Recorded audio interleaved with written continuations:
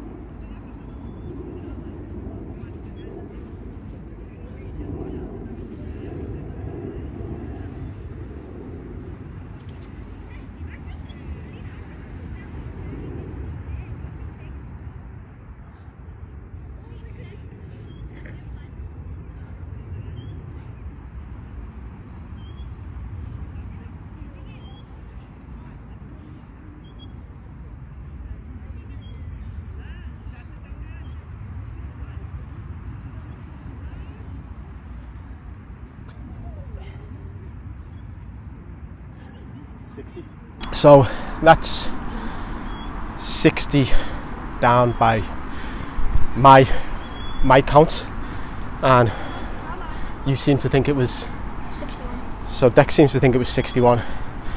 So I'm going to go with my count just to be on the safe side. So that means I've got 15 left to do, and then that's my 100 for the day. Okay.